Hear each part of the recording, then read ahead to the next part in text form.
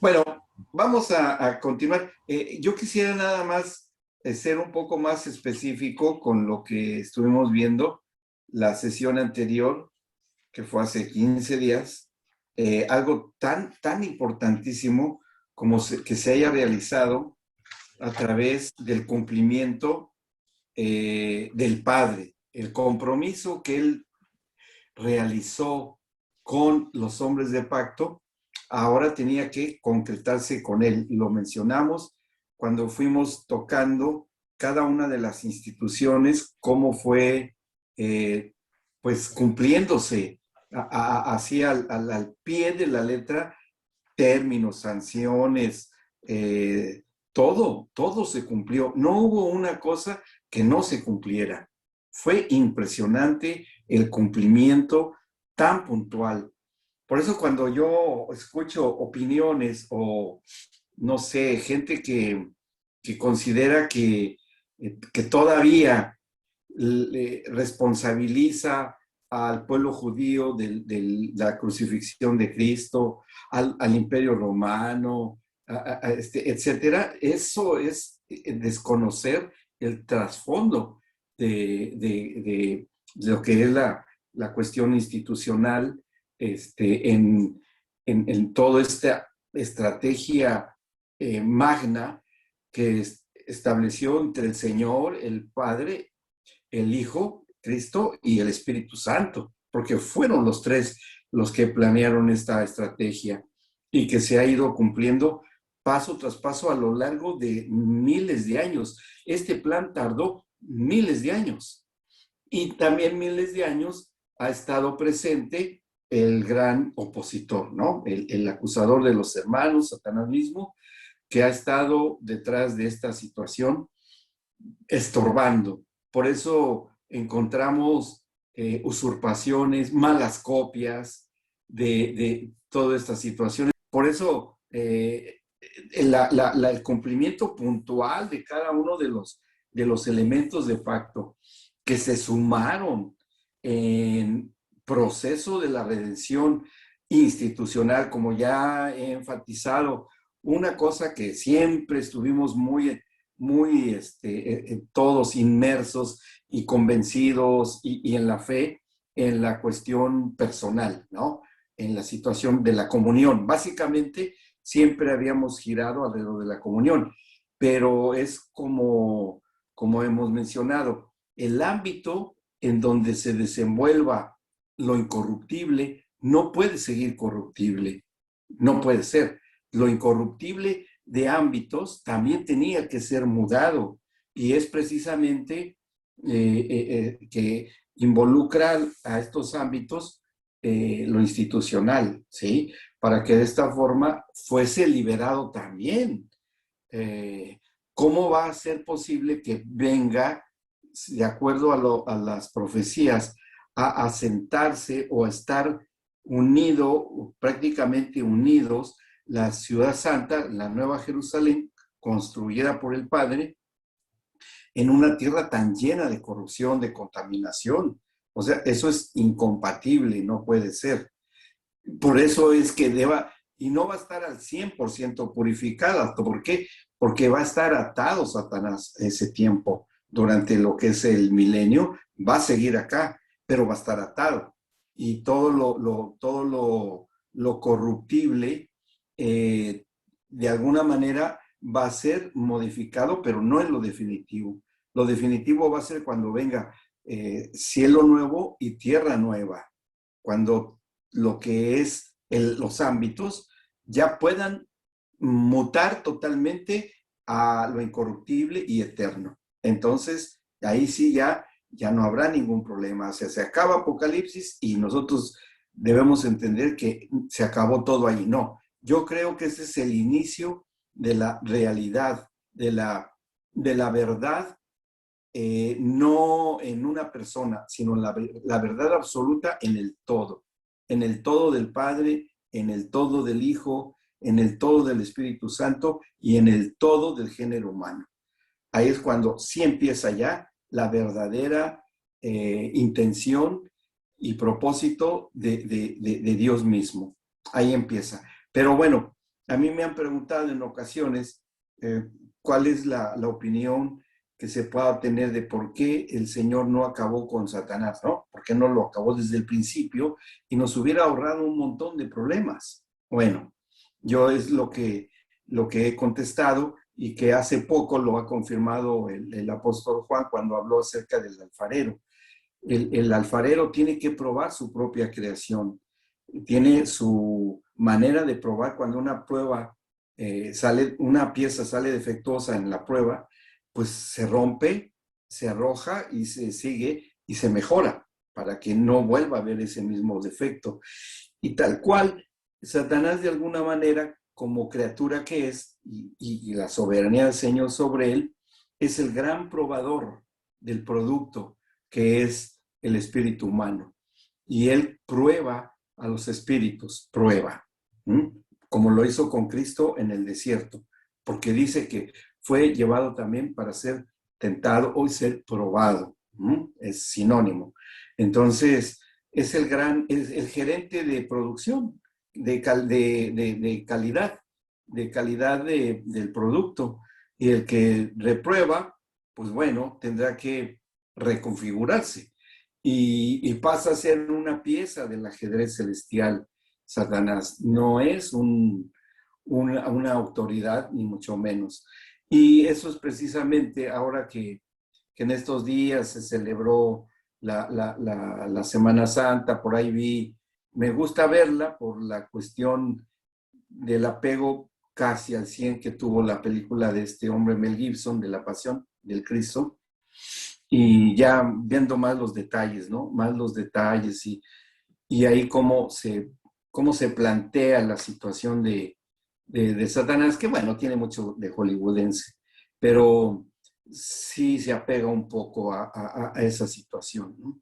Y que finalmente el Padre cumplió con su justicia y tenía que ser así, y que fue el mismo Padre el que envía al Señor Jesús al infierno. Y eso es lo que yo quería tratar para dar el sello de oro a este acontecimiento que se dio en el cumplimiento de los pactos, porque tenía que cumplirse hasta el último elemento de pacto. No podía pasarse por alto en absoluto nada, ¿sí? Lo último que comentamos fue cómo las instituciones corruptas, las 4 instituciones, hicieron cumplieron inconscientemente, porque ninguno tenía conciencia de lo que estaba ocurriendo. Ni Caifás, ni Anás, ni el Sanedrín, ni Pilato, ni nadie de ellos sabían que estaban siendo un objeto de una estrategia celestial para lo eterno.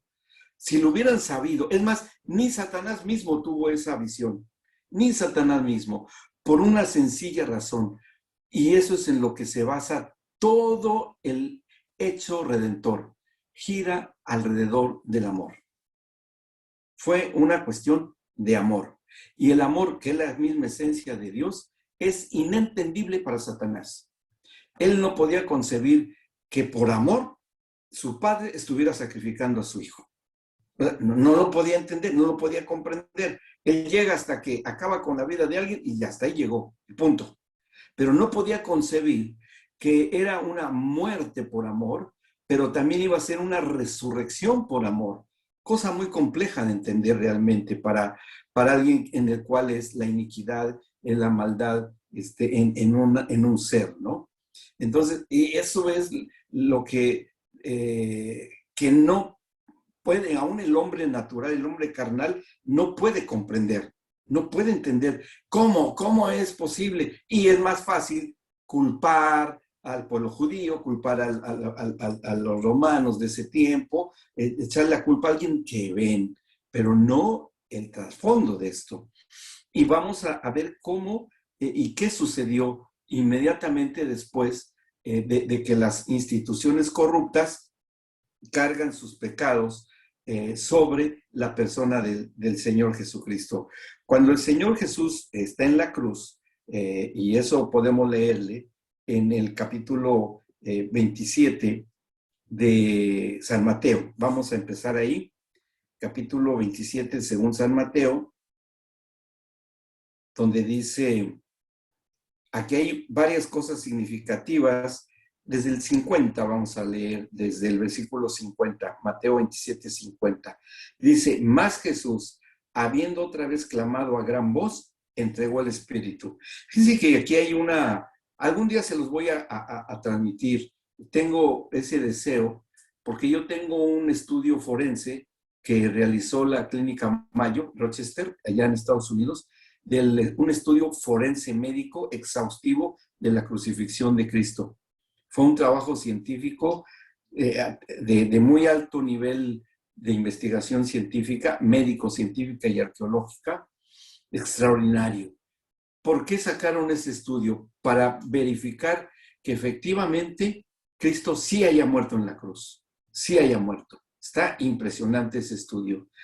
Cuando lo presenté en un congreso de jóvenes, acá hubo 2.500 jóvenes, me tocó dar esa parte y me la pidieron. Los chilenos lo hicieron circular en varios lugares porque en verdad está impresionante. Ese me lo pasó Marco Barrientos hace como 15 años. Él me lo pasó, dijo, Luisito, te voy a enviar esto, a ti te va a interesar mucho. Y sí, y yo tomé ilustración, se los voy a mostrar un día, porque vale la pena para los jóvenes. Eso para los jóvenes los deja así, no, pues ni dudar que Cristo sí murió en la cruz. Y esta es una prueba de eso.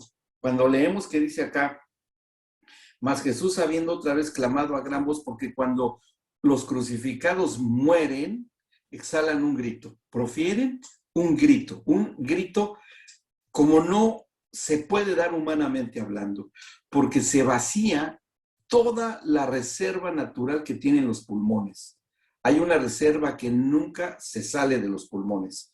Es una burbuja de aire que siempre el ser humano tiene, ¿sí? Claro, se va recombinando con el oxígeno que respiramos, pero siempre hay una burbuja. Entonces, en los crucificados, cuando están por la presión torácica, hay un grito. Y los romanos sabían que cuando un crucificado gritaba, quiere decir que ya había salido esa volumen pasivo pulmonar y ya estaban muertos. Entonces, esa es una prueba y aquí está. Claro, hay que entender un poco la cuestión forense para comprenderla. Pero bueno, si les sirve el dato, esto otra vez clamado a gran voz, entregó el Espíritu, ¿sí? Y esto de entregar el Espíritu es también muy significativo, porque ¿a quién se lo entregó? ¿Y por qué el Espíritu? Porque en la cruz estaba el cuerpo, pero Él hace una entrega. Y esto ustedes recordarán que voluntariamente Isaac subió al altar que construyó Abraham. Él no dice que se opuso, no puso resistencia, él subió como un corderito al altar del sacrificio. No hubo resistencia de parte de Isaac. Y eso es lo que justamente también debamos de entender, que el Señor Jesús entrega el Espíritu. Y en otros evangelios dice, Padre, en tus manos encomiendo mi espíritu. ¿Sí? O sea, y él, teniendo el espíritu de su Hijo, del Hijo del Hombre, y aquí hay una cuestión también un poco controversial que se ha suscitado en los estudios de los teólogos que hacen acerca de esto, porque hay ciertas posturas de que si Cristo murió o no murió. Así, punto, puntual. ¿Cristo murió o no murió en la cruz? Bueno, sí y no.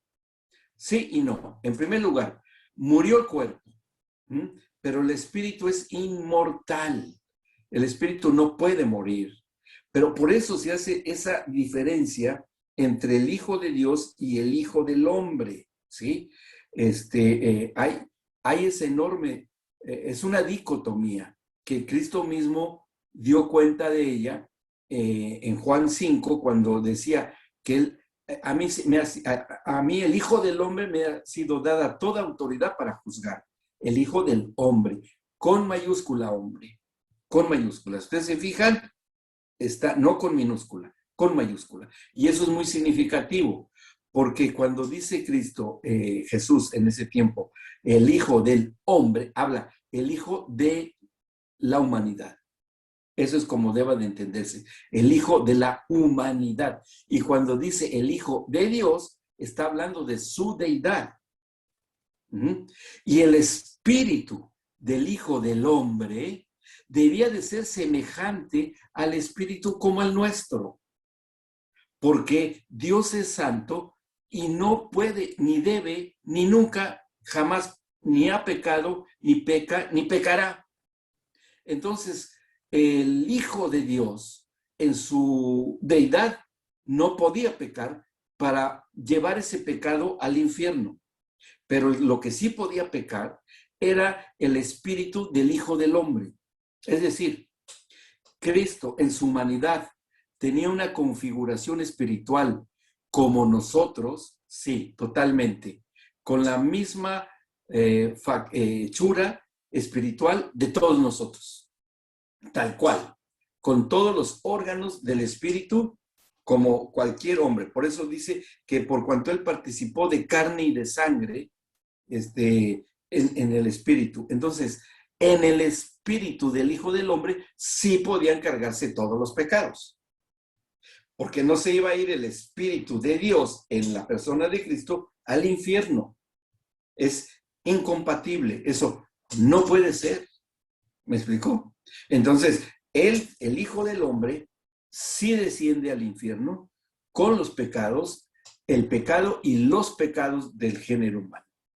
Ahí sí, cuando él exhala el espíritu, en ese momento, porque si hubiese sido el espíritu del Hijo de Dios, hubiera dicho, entregó el espíritu con mayúscula, porque es la misma persona, el Espíritu Santo y el espíritu del Hijo de Dios, es la misma persona.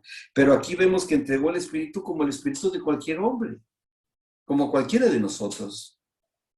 Fueron muy cuidadosos los traductores de la Biblia al latín, o Casiodoro de Reina y todo, que también, bueno, ellos lo trajeron al griego, al español, al castellano antiguo, fueron muy cuidadosos en la traducción y no pusieron espíritu con mayúscula, sino con minúscula. Entonces dice, clamado a gran voz, entregó el espíritu. Y aquí, el velo del templo se rasgó en dos, de arriba abajo, y la tierra tembló y las rocas se partieron. Y se abrieron los sepulcros, y muchos cuerpos de santos que habían dormido se levantaron. ¿Sí? Muchos cuerpos se levantaron. Y hay un suceso que es muy importante entender, porque cuando nosotros leemos en el, en el en la secuencia que el mismo a Pablo el apóstol nos da acerca de una secuencia que se da de la redención, que es muy interesante también entenderla y leerla.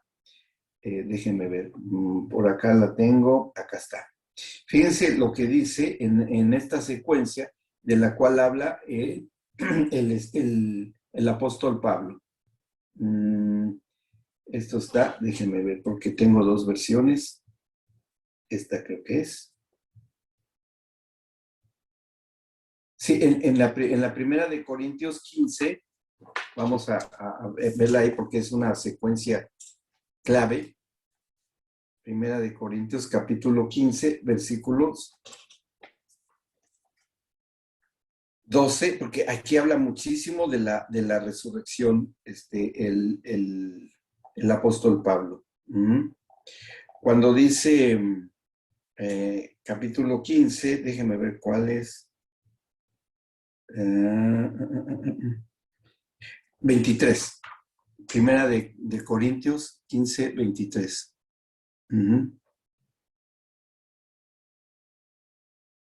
Dice así, vean esta secuencia. Pero cada uno en su debido orden. Bueno, un poco antes, vamos al 22 para entender el 23. Porque así como en Adán todos mueren, también en Cristo todos serán vivificados, hablando de la resurrección. Pero cada uno en su debido orden. ¿Cuál es el orden? el que va a hablar Pablo el apóstol. El primer que está en la lista de este orden es primero Cristo, en la resurrección saliendo de la tumba. Ese es el primero. Y dice Cristo, coma. El segundo, las primicias. ¿Cuáles son las primicias? Las que acabamos de leer, donde dice que y muchos cuerpos de santos que habían dormido se levantaron. Ese es el segundo, los segundos elementos que resucitan. Después sigue diciendo Pablo, el apóstol. Luego, los que son de Cristo, o sea, los que se reconocen como cristianos, o sea, nosotros, en la era después de la iglesia primitiva hasta el día de hoy, los que vengan. Esos son los terceros. Y el último. Luego los que son de Cristo, coma, en su venida. ¿Cuándo? Cuando se levanten los que están durmiendo. O sea, hay cuatro acontecimientos en el proceso de la resurrección que tenía que darse para cumplimiento de los pactos, ¿sí?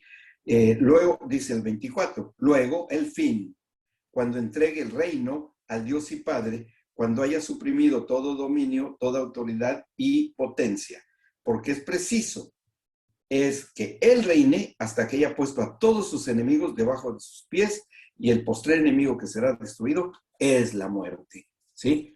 Entonces, todo este proceso es necesario que lo comprendamos porque nos ubica en el proceso redentivo y nos posiciona en el lugar donde debamos estar independientemente de que hayan pasado 2000 años. Eso es relativo para el Señor, pero nos ubica muy bien como el cuerpo de Cristo, en dónde estamos. Porque yo he escuchado que cuáles son las primicias y unos dicen, muchos se equivocan, no es lo que la palabra nos da a entender, así es que vamos a entenderlo bien. Bueno, ¿vamos bien hasta acá? Alex, Tessa o Peli, si tienen alguna duda, ¿no? ¿Vamos bien? ¿Vamos siguiendo la secuencia? ¿Sí? Bien.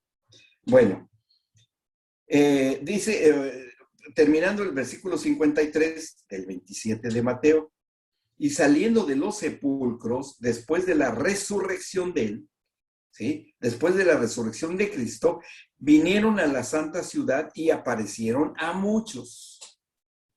¿Para qué se les aparecieron? ¿Y quiénes fueron ellos? ¿Quiénes fueron los que se aparecieron?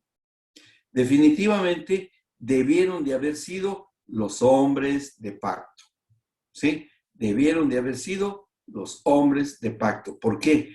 Porque ellos tenían que confirmar personalmente los pactos que se hicieron, que principalmente son David, Abraham, Moisés, y bueno, Ezequías, el rey Ezequías también, y parte de accesorios de los pactos, que son como el de Josías o algunos otros, sí, pero que son accesorios. Los principales ya los hemos estudiado. Y a ellos se les debía de confirmar personalmente el cumplimiento de los pactos por parte del Padre. Claro, tenía que ser, porque personalmente los hombres de pacto se lo confirmaron al Padre. Cuando Abraham iba a sacrificar a su hijo, cuando David con su hijo Salomón construye el templo, cuando Ezequías viene el avivamiento con todos los prototipos o los prospectos de pactos. O sea, tenía que cumplirse con ellos personalmente. ¿Cuándo se cumplen personalmente cada uno de estos pactos? Bueno, vamos a ver, porque hay algo que sucedió también que es muy interesante. Cuando él recién resucita, ustedes se acuerdan que recién resucitado, los que llegan a la tumba, recién ha resucitado el Señor Jesucristo, llegan las mujeres, ¿no? Esos son los que llegan. Porque bueno, fueron a tratar de entrar, no se sabe bien si ellas, en la tumba, si estaba sellada, ¿a qué iban? ¿O fue porque ellas sí creyeron en que Cristo sí iba a resucitar y por eso ellas iban confiadas. En Lucas 24:1 dice, bueno, desde el 55, 23:55, dice, y las mujeres que habían venido con él desde Galilea siguieron también y vieron el sepulcro y cómo fue puesto su cuerpo, y vueltas prepararon especias aromáticas y ungüentos y descansaron el día de reposo conforme el mandamiento, todo el sábado. Esperaron hasta la vigilia. El primer día de la semana, o sea, el domingo, muy de mañana, tendría que haber sido después de las 6 de la mañana, vinieron al sepulcro trayendo las especias aromáticas que habían preparado y algunas otras mujeres con ellas. A ver, si había sido puesta la piedra, ¿cómo es que iban preparadas para entrar? Porque ellas creyeron más que los discípulos, y eso es la reivindicación de las mujeres, en parte, porque hay otras en las que Cristo en su ministerio reivindicó a Eva, a la primera Eva.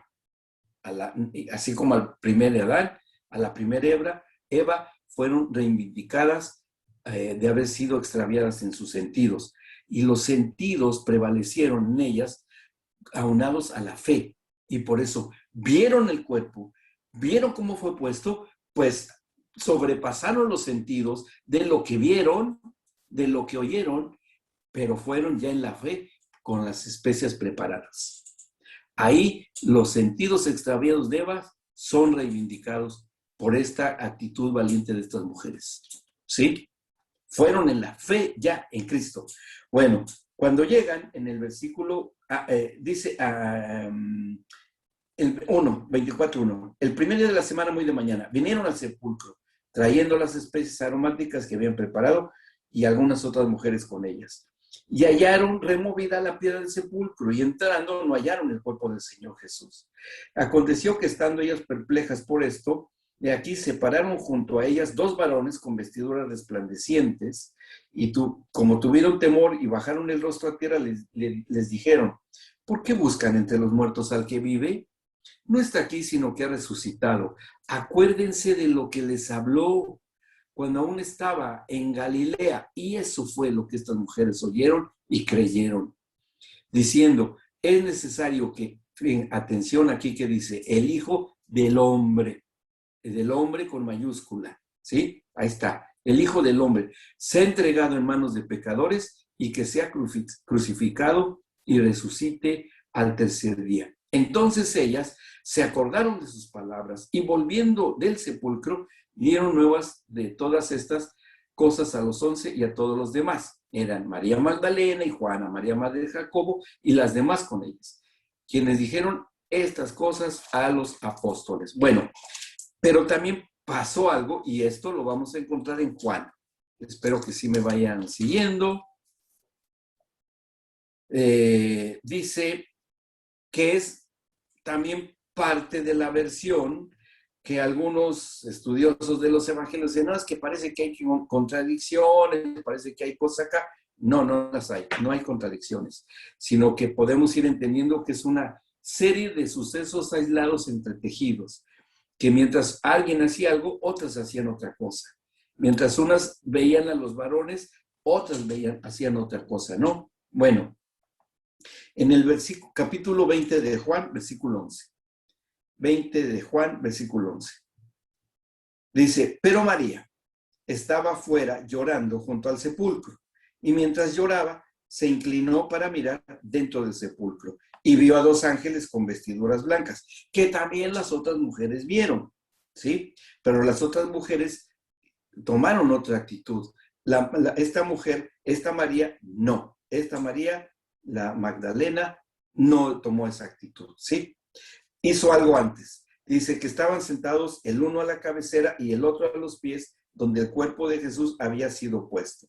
Y le dijeron a la mujer, ¿por qué llora? Le dijo, porque se han llevado a mi Señor y no sé dónde le han puesto. Cuando había dicho esto, se volvió y vio a Jesús que estaba allí, mas no sabía que era Jesús. Jesús le dijo, mujer, ¿por qué lloras? ¿A quién buscas? Ella, pensando que era el hortelano, le dijo, Señor, si tú lo has llevado, dime dónde lo has puesto y yo lo llevaré. Jesús le dijo, con la misma expresión como cuando se dirigía un padre a una hija, con ese amor del Padre santo y puro a María, como su fiel seguidora. María. Volviéndose ella le dijo, Raboni, que quiere decir maestro. Y Jesús le dijo, esto le dice, no me toques, no me toques, porque aún no he subido a mi Padre, mas ve a mis hermanos y diles, subo a mi Padre y a su Padre, a mi Dios y a su Dios. Y entonces sí, sale María, salen todas las mujeres, se van a ver los discípulos. En el 18 fue entonces María Magdalena para dar a los discípulos las nuevas de que había visto al Señor y que él le había dicho estas cosas. ¿Sí? No hay ningún problema, ninguna contradicción. Cuando María sale a hablar con los discípulos, nos llama la atención que ella le haya dicho a María, no me toques. ¿Por qué no lo podía tocar? Bueno, él lo dice ahí, porque subo a mi Padre y a su Padre, a mi Dios, porque aún no he subido. O sea que para que lo pudiera tocar María, abrazarlo, besarle los pies, besarle las manos, qué sé yo, no lo podía tocar, porque no había subido al Padre. Ahora, hemos leído la fe que tenían estas mujeres, que era una fe como para que fueron preparadas diciendo, es que Él nos habló en Galilea y Él nos dijo que iba a resucitar el tercer día y no se iba a quedar dentro de la tumba pidiendo auxilio resucitado, sáquenme de acá. No, lo vamos a ver, que eso fue la fe de estas mujeres. ¿Cómo podemos entender o medir la magnitud de la fe de estas mujeres el día de hoy? Una fe muy notable, una fe muy firme, una fe envidiable, hasta santamente envidiable para nosotros, de que ellas fueran con todo, no era cosa menor llevar las especies aromáticas, eso era carísimo. Todos los ahorros a lo mejor de su vida fueron ahí. No era cosa mínima lo que ellas llevaban. Y fueron ahí. Y se supone que se iban a encontrar, bueno, estaba la Guardia Romana, ¿sí? Y estaba sellada. Y eran unos sellos que eran estrictamente prohibido quitar los sellos, porque eran unos hilos que ponían de un lado al otro encima de la piedra que era circular, que tenían el sello del Imperio Romano. Y hay de aquel que cortara uno que lo tocara, ahí estaba la Guardia Romana, allí, que tenían órdenes de que el que se acercara, porque tenían miedo que se robaran el cuerpo. Pero cuando ellos llegan, ni Guardia Romana, porque leemos en otra parte lo que cayeron al suelo, cuando sale el Señor Jesús, cuando se remueve la piedra, y las mujeres llegaron con esa fe, con ese grado de fe. En Magdalena, el Señor Jesús, no me toques. ¿Por qué debamos entender? Bueno, dice Jesús, no he subido al Padre, pero ¿por qué no la podía tocar una mujer con esa fe? Porque el Señor Jesús ya tenía un cuerpo en vías de glorificación e incorruptible, porque dice una profecía, mi santo no verá corrupción. Entonces, el cuerpo humano de Cristo estaba en un proceso de incorruptibilidad y no podía ser tocado por un cuerpo bajo corrupción como el de María, no de pecado, sino de cuerpo bajo corrupción, bajo deterioro.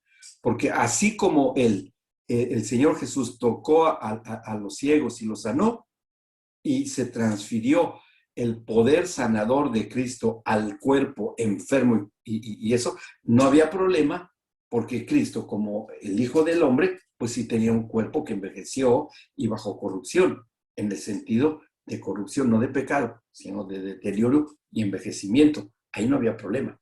Pero aquí ya no, aquí ya no. Aquí ya la constitución física, podríamos decir hasta química de Cristo, ya era diferente. Ya se había pasado a otras leyes de la física. Ajá. Ya estaba ubicado dentro de la reorganización de la materia, y no podía tocarse una materia en desorganización corruptible como la de María con una vías de organización molecular, si podemos decirlo de esa manera, del cuerpo de Cristo. No se podían tocar. Era un choque de materia con la antimateria. No se podía. Por eso le dice, no me toques. Además, tengo que subir al Padre. Bueno, y seguimos leyendo. Se aparece, bueno, el capítulo, estamos en el 20 de Juan, versículo 19 al 23, ahí se les aparece a los discípulos que estaban reunidos por miedo a los judíos, estaban en una casa de un sacerdote esenio, que de los que no podían, de los esenios, de los que se crió Juan el Bautista, ahí. Estaban ahí escondiditos porque como eran santos, no entraban ahí los judíos. Ni los sacerdotes, porque eran tenidos por muy santos. Pero como eran gente que creyó las profecías y allí se reunía Cristo y ahí celebró la última cena con los discípulos, nadie entraba allí. Era un lugar seguro. Entonces, estaban ahí escondidos y de repente se les aparece Cristo ahí en el 19 y les dice, pasa a ustedes. Y cuando les hubo dicho esto, les mostró las manos y el costado. Y los discípulos se regocijaron viendo al Señor. Jesús les dijo otra vez, pasa a ustedes como me dio el Padre, así también yo los envío. Y habiendo dicho esto, sopló y les dijo, reciban el Espíritu Santo, a quienes remitieren los pecados les son remitidos y a quienes se los retuvieren les son retenidos. Y ¡pum! Se va. No lo tocaron. Lo vieron, pero no lo tocaron. Esto fue el mismo día, el mismo domingo por la noche, esto fue lo que sucedió. El domingo por la noche. Dice el 24, y aquí va lo interesante, pero Tomás, uno de los 12, llamado Dídimo, o sea, gemelo, quiere decir que Tomás tenía un gemelo, y ese era el apodo de ellos, Dídimo significa gemelo. Tomás, uno de los 12, llamado Dídimo, no estaba con ellos cuando Jesús vino. Solo había 10. Judas ya se había suicidado. Le dijeron, pues, los otros discípulos, días después, al Señor hemos visto. Él les dijo, si no viere en sus manos la señal de los clavos y metiere mi dedo en el lugar de los clavos y metiere mi mano en su costado, no creeré. Y fíjense lo que dice el 26. 8 días después, ¿de qué? De la resurrección. 8 días después, estaban otra vez sus discípulos dentro y con ellos Tomás. Llegó Jesús, estando las puertas cerradas, y se puso en medio de ellos y les dijo, pasa a ustedes. Luego dijo a Tomás, pon aquí tu dedo y mira mis manos, acerca tu mano y métele en mi costado, y no seas incrédulo, sino creyente. Entonces Tomás respondió y le dijo, Señor mío y Dios mío. Jesús le dijo, porque me has visto, Tomás, creíste. Bienaventurados los que no vieron y creyeron. Ahora, comparemos la actitud de uno de los apóstoles, Tomás, escogido y llamado por Cristo para hacer y que era un buen apóstol, comparado con la fe de la María la Magdalena, ex pecadora, ex lo que sea, y que Jesús le dice, no me toques porque no he subido a mi Padre. Pero después le dice al incrédulo de Tomás, tócame, mete tu mano en mi costado. 8 días después. ¿Qué pasó en esos 8 días? ¿Qué fue lo que pasó? Que el Señor Jesús tuvo que subir al Padre en esos 8 días. ¿Qué fue lo que aconteció? Se cumplieron varios salmos proféticos que se dieron en ese lapso, como para que el incrédulo de Tomás lo pudiera tocar, un incrédulo así, y meterle la mano en las heridas a una María con esa fe que no lo podía tocar. ¿Qué es lo que sucedió? Cumplimiento de pactos. Miren, vamos primero vamos a leer lo que está en Efesios 4. A mí me emociona muchísimo todo esto que pasó. Es impresionante lo que ocurrió. Efesios 4 dice en el versículo 7, hay una cronología aquí. Hay una cronología. Dice Efesios 4 a partir del versículo, vamos a leer desde el 7, 4-7. Pero a cada uno de nosotros fue dada la gracia conforme a la medida del don de Cristo. Por lo cual dice, subiendo a lo alto, fíjense, subiendo a lo alto, a la presencia del Padre, llevó cautiva la cautividad. ¿Cuál cautividad llevó cautiva? Alguien que estaba cautivo. Llevó cautiva la cautividad. Debió haber sido alguien. Y dice, y dio dones a los hombres. Algunos han dicho, es que lo que llevó cautivo fue los pecados. No, permítanme, no. Es que aquí ya está subiendo lo alto. Como lo dijo el Señor Jesús a las mujeres, no he subido aún a mi Padre. Y aquí está diciendo este cumplimiento profético, subiendo a lo alto. ¿A dónde? Al Padre. Llevó cautiva la cautividad y dio dones a los hombres, que es lo que hizo cuando le sopló a los discípulos. ¿Se acuerdan que lo leímos? Lo acabamos de leer, que sopló y les llenó del Espíritu Santo. Bueno, ahí fue. Dice, y eso de que subió sin, ¿qué es? Sino que también había descendido primero a las partes más bajas de la tierra. O sea, siguiendo esta cronología, él antes de subir, como dice aquí a lo alto, primero bajó. ¿Y a dónde bajó? Dice, descendió a las partes más bajas de la tierra.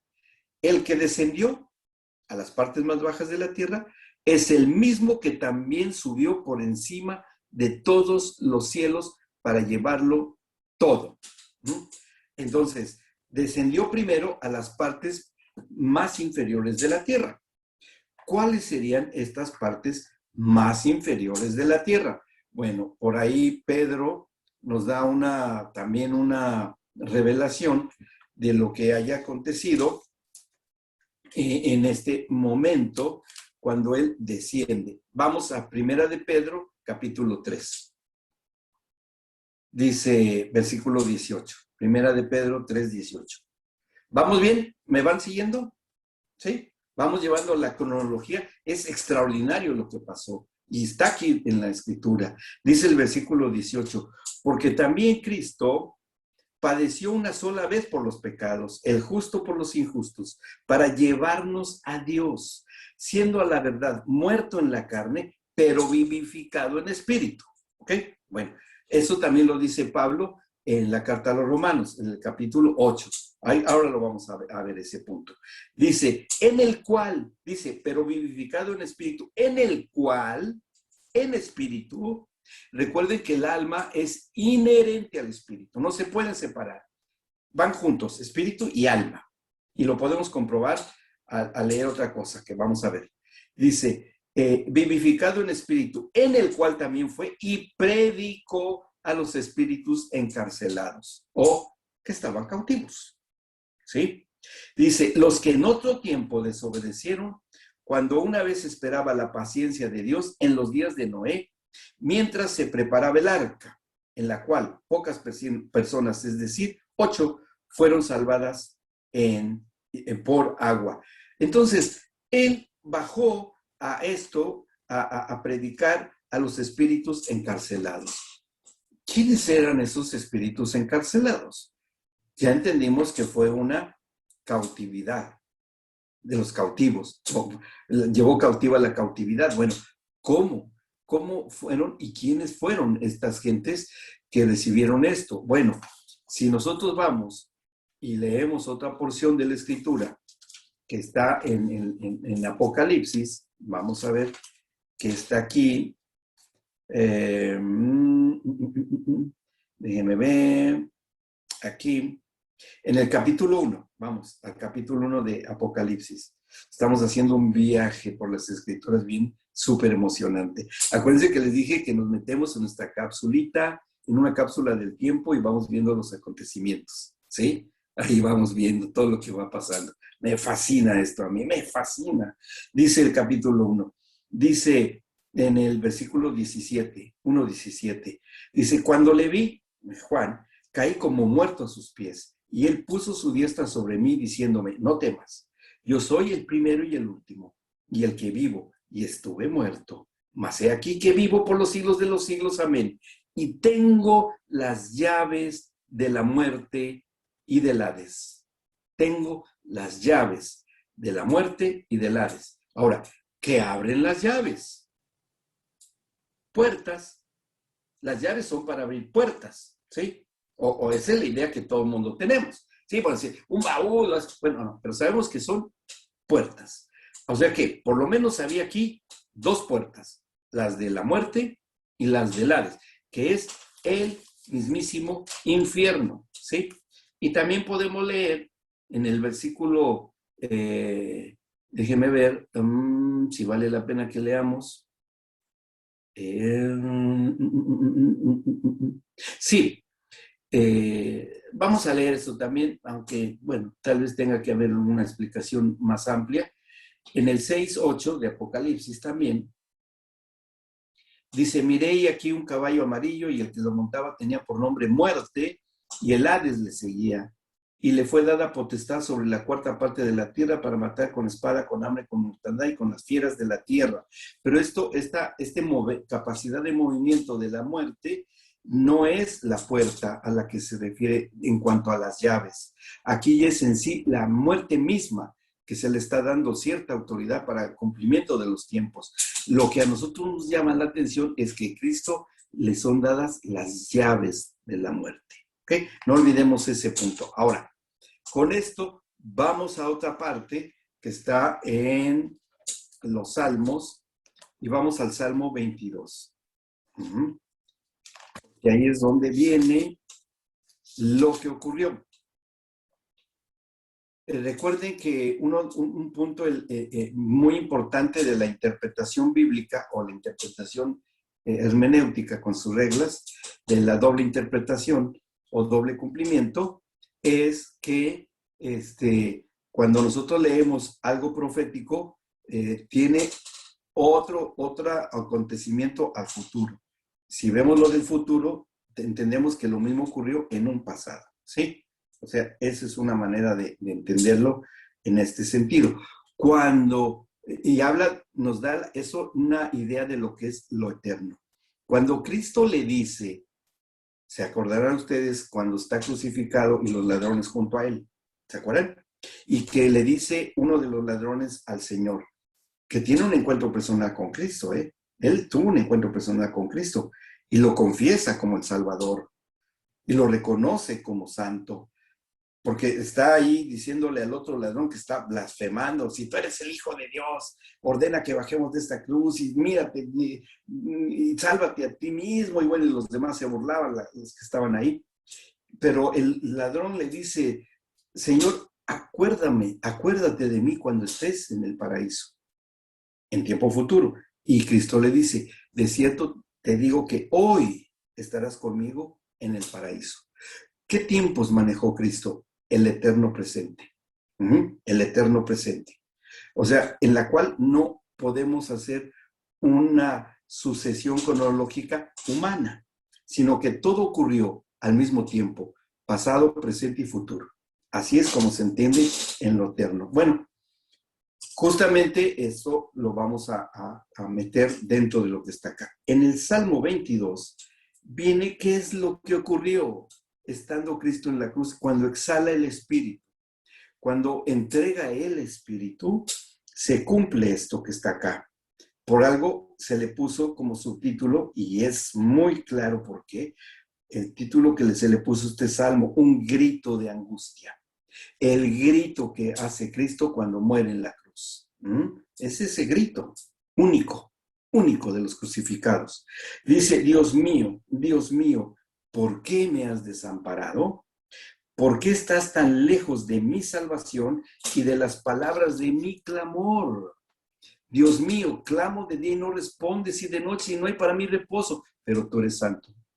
Pero tú eres santo, tú que habitas entre las alabanzas de Israel. Y ahí viene toda una serie de recordatorios de pactos, ¿sí? Dice, pero tú eres santo que habitas entre las alabanzas de Israel. En ti esperaron nuestros padres, esperaron, y tú los libraste. Tú los libraste, como haya librado al confirmar los pactos Abraham, David y todos ellos, ¿no? Bueno, David estaba en esas, iba para allá. Dice, clamaron a ti, fueron librados, confiaron en ti, no fueron avergonzados. Que esto podría haberse dado en un X tiempo a futuro. Veremos cuándo. El 6 dice, mas yo soy gusano y no hombre. Y un gusano habla de corrupción, ¿sí? Habla de pudrición. Y dice, mas yo soy gusano y no hombre, oprobio de los hombres y despreciado del pueblo. ¿Cómo le ocurrió en la crucifixión a Cristo? Todos los que me ven me escarnecen, estiran la boca, menean la cabeza diciendo, se encomendó al Señor, líbrele él, sálvele, puesto que en él se complacía. Justo lo que dijeron cuando lo habían crucificado. Pero tú eres el que me sacó del vientre, el que me hizo estar confiado desde que estaba a los pechos de mi madre. Sobre ti fui echado desde antes de nacer, desde el vientre de mi madre, tú eres mi Dios. No te alejes de mí porque la angustia está cerca, porque no hay quien ayude. Y aquí viene lo que estaba viviendo Cristo ya en el infierno, porque cuando Él muere, va al infierno. Se tenía que ir al infierno para cumplir con la justicia del Padre. Y aquí vamos a no a perder esta parte y vamos a la carta a los Romanos. Estamos haciendo toda una análisis de todo esto. Capítulo 8 de los Romanos, versículo desde el 11, desde el 10, perdón. Desde el 10, 8, 10 de Romanos. Dice, pero si Cristo está en ustedes, el cuerpo en verdad está muerto a causa del pecado, mas el espíritu vive a causa de la justicia, tal como fue María, la Magdalena, así, justamente, aquí está escribiendo a María, la de Magdala.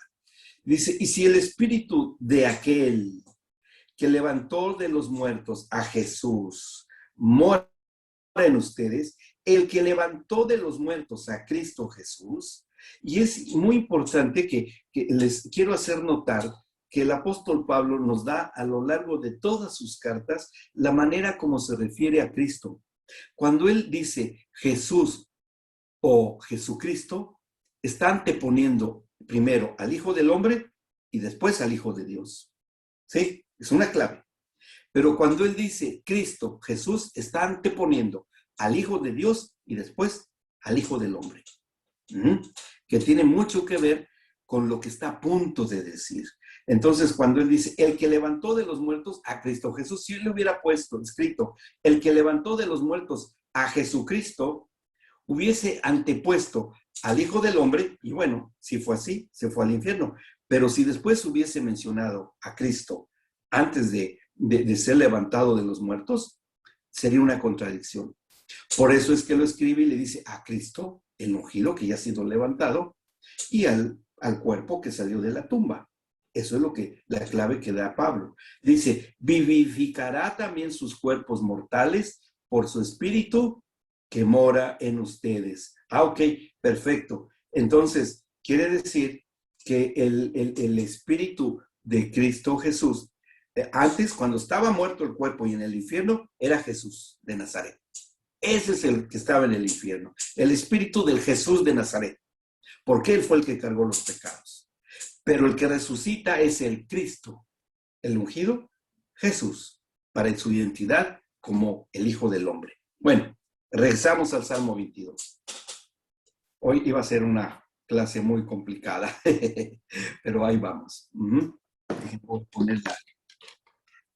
Aquí carguen la decimos un 12. Bien, dice, ahora sí regresamos.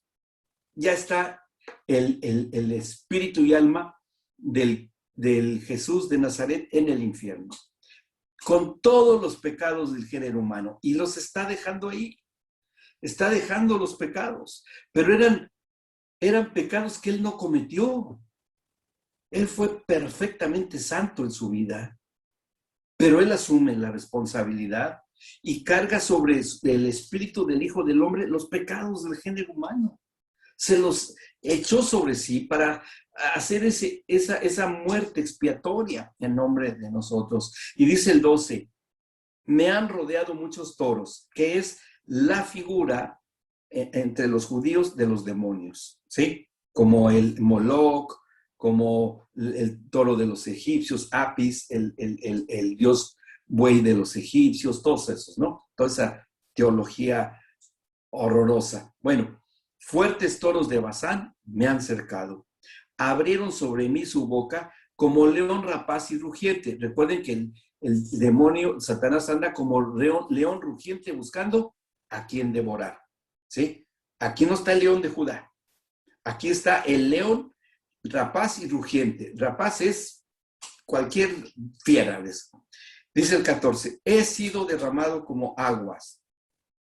Que eso es precisamente en lo que ocurre en un crucificado. Dice, y todos mis huesos se descoyuntaron. Mi corazón fue como cera, o sea, se derritió. Si hacemos un día el estudio del estudio forense de Cristo, ahí vamos a ver por qué dice esto, que fue derramado su corazón como de cera y todo se derramó como aguas, porque es una prueba de la muerte probada en lo forense de Cristo. Dice, y sabemos que le luxaron un brazo para que fuese crucificado. Eso Mel Gibson lo representó muy bien en su película, cuando le luxan uno de los brazos para que alcanzaran los huecos de los clavos. Eso en realidad sucedió. Dice, como un tiesto derritiéndose en medio de mis entrañas. Dice 15, como un tiesto se secó mi vigor y mi lengua se pegó a mi paladar.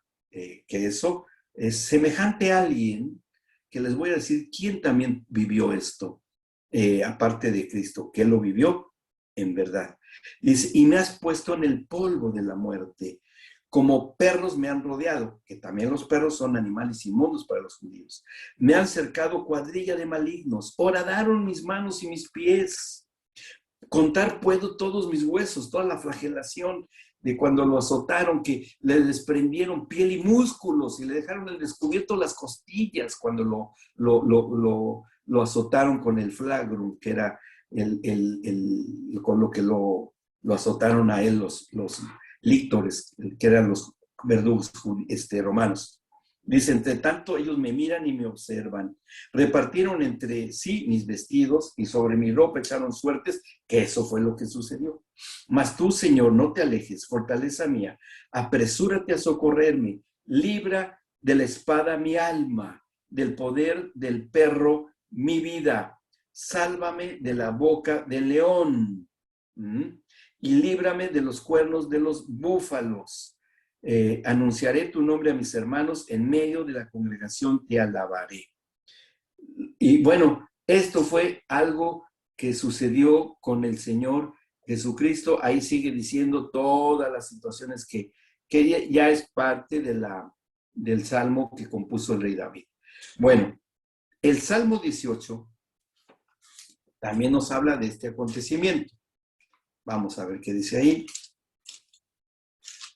Y esto es lo que hizo el Padre para rescatar a su Hijo, el Hijo del Hombre, el Espíritu del Hijo del Hombre, y rescatarlo a través del Espíritu Santo, por medio del Espíritu Santo.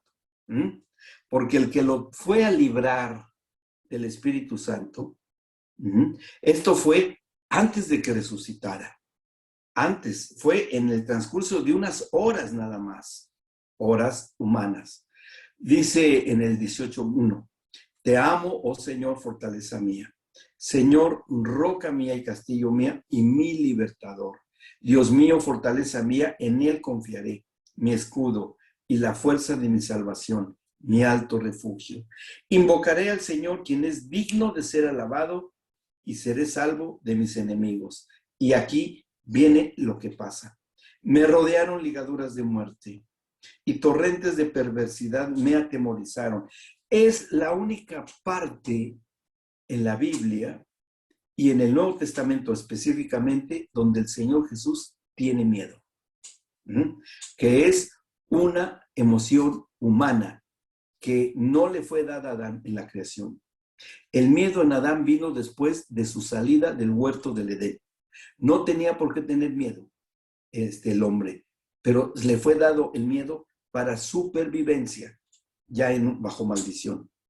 Y Cristo nunca tuvo miedo, no tenía por qué tenerlo. Y todo, no teman, no teman, no teman, todo lo que les decía a los discípulos, pero tenía que llevar esa emoción negativa al infierno. ¿Ok? Entonces, cuando él dice esto, torrentes de perversidad me atemorizaron, es porque él está dejando el miedo, esa emoción que los nacidos de nuevo no debamos tener. No debamos tener. ¿Por qué? Porque no nos ha dado un espíritu de temor, de cobardía, sino de dominio propio. Pero eso humanamente no lo podemos lograr, pero en Cristo sí. En Cristo sí. Dice, ligaduras del Seol me rodearon. Ahí está, el infierno. Me tendieron lazos de muerte. En mi angustia invoqué al Señor y clamé a mi Dios en el infierno. Él oyó mi voz desde su templo y mi clamor llegó delante de él a sus oídos. La tierra fue conmovida y tembló. Ahí está el temblor de Mateo. Ahí está. Dice, se conmovieron los cimientos de los montes y se estremecieron porque se indignó él. O sea que mientras salían de las tumbas los santos del Antiguo Testamento, él estaba en el infierno. Él estaba en ese momento viviendo esto. Dice, humo subió de su nariz. ¿De qué está hablando? Bueno, cuando el padre vea que su hijo es santo y no había pecado, no podía dejar a un santo en el infierno. Por su propia justicia dice, ese que está ahí, ese es mi hijo, y él no pecó. Así es que tiene que salir de ahí. Y dice, humo subió de su nariz y habla del Espíritu Santo, de su boca fuego consumidor, como el horno humeante que vio Abraham. ¿Se acuerdan? El horno humeante que pasó entre los animales partidos. Bueno, ahí se está confirmando el pacto abrámico, cuando lo vio Abraham. Dice, carbones fueron por él encendidos, inclinó los cielos y descendió. Y había densas tinieblas debajo de sus pies. Cabalgó sobre un querubín y voló sobre las alas del viento. Y esto que dice fuego consumidor es el Espíritu Santo. Es el Espíritu Santo. Y ahí va el Espíritu Santo descendiendo de la dimensión espiritual al infierno.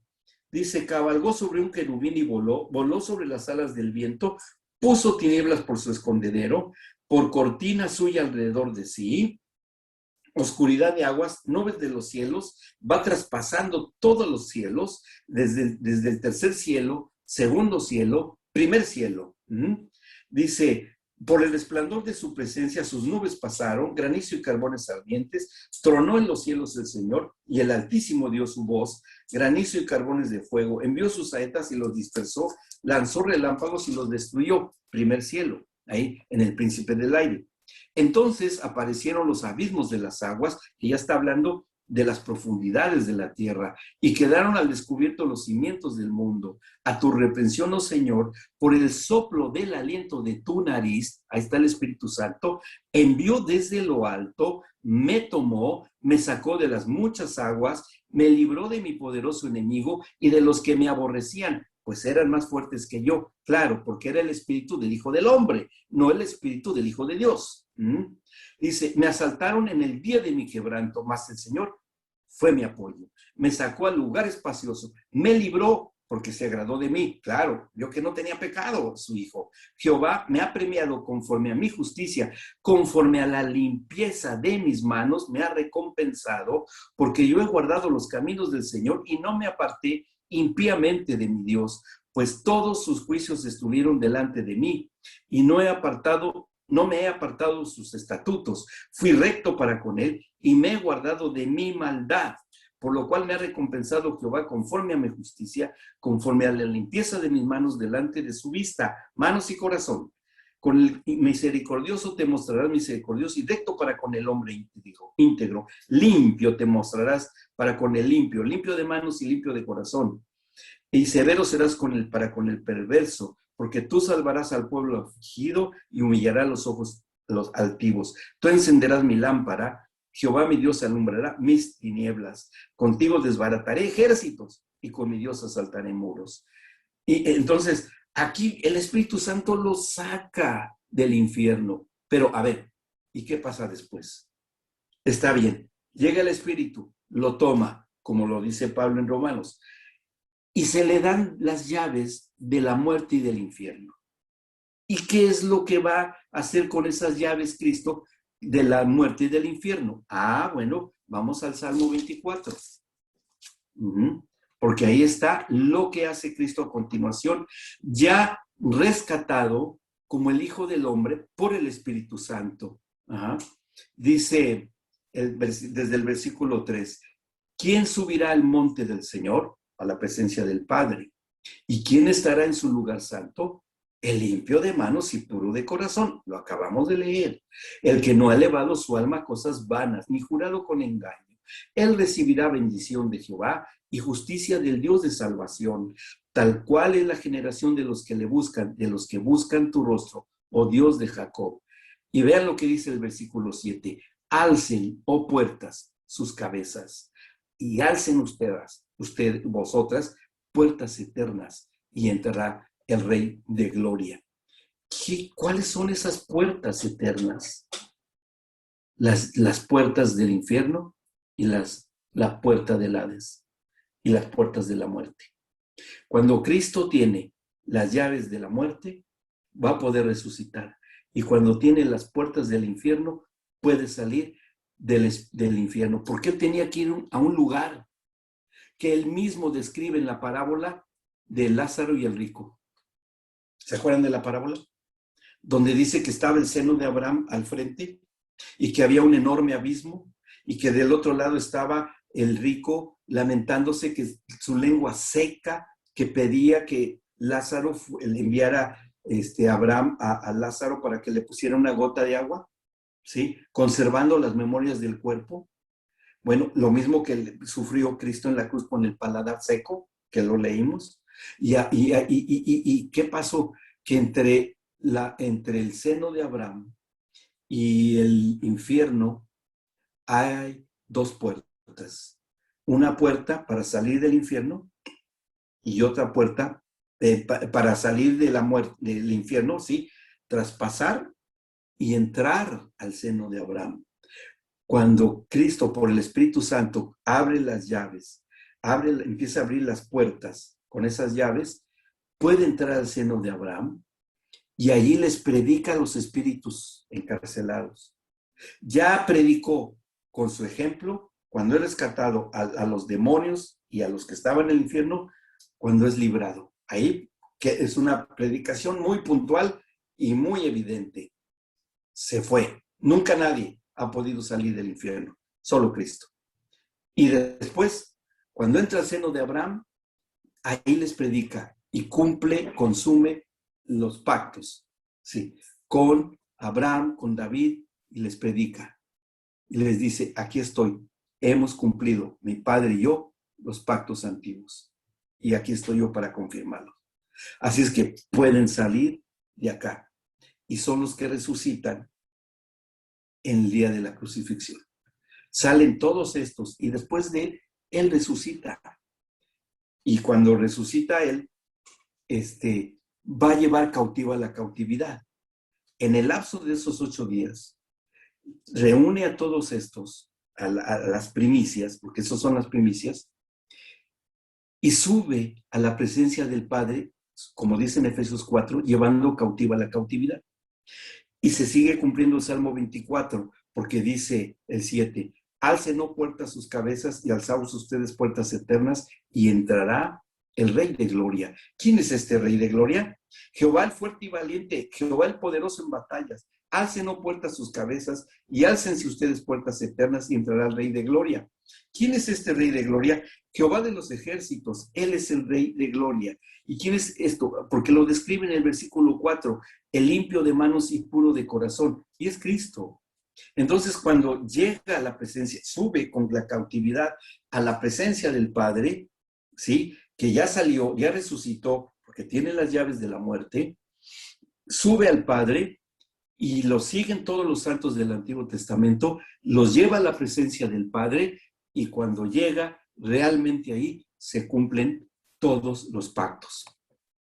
Y le dice al Padre, Padre, todo ha sido consumado y aquí están los hombres de pacto para que estén seguros y guardados por ti. También tú has cumplido a través de mí y yo estoy acá. Al hacer eso, regresa nuevamente a la tierra y es cuando a los 8 días se les aparece a los discípulos, ya no tenía ningún problema que lo tocara el incrédulo de Tomás.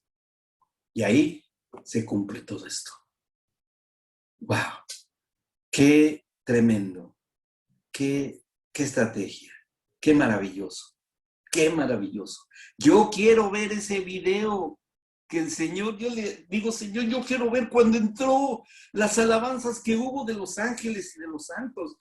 Bueno, todavía me conmuevo tanto con esto. No puedo dejar de conmoverme de este momento tan glorioso, de cómo las alabanzas de los ángeles, cuando llega el Rey de Gloria y todos los santos ahí, y las alabanzas y dice, se cumplió. No hay una cosa tan maravillosa como esa, que pudo entrar con toda su gloria y decirle, Padre, ganamos. Solo están allá los que les falta cumplir el pacto. Pero tú ganaste y yo también. Y el enemigo no pudo hacer nada. No entendió que esto era algo por amor. No entendió que la resurrección es algo del amor que viene de tu misma esencia. Es inentendible para Satanás este sacrificio y esta resurrección de amor. Por eso es algo tan sabio que solamente nuestro Padre podía hacer. El único que lo pudo hacer. No hay nadie. Y dirán lo que dirán todos los gobiernos del mundo, todas las potencias que digan, que quieren hacer lo que hagan. Ya fue ganada la batalla. Somos más que vencedores. Porque ahí estamos nosotros. Lo demás ya nos toca a nosotros. Ya nos toca a nosotros. Y bueno, ya veremos cómo la iglesia hoy debe cumplir en el nuevo pacto, también creyendo en el rescate y la salvación y la restauración institucional. Bueno, mis amados, vamos a tomar un descansito porque ya me vino a reclamar doña Patti, pero tenía que darles esta parte, era infaltable esta parte. ¿Hay alguna duda? ¿Alguna pregunta?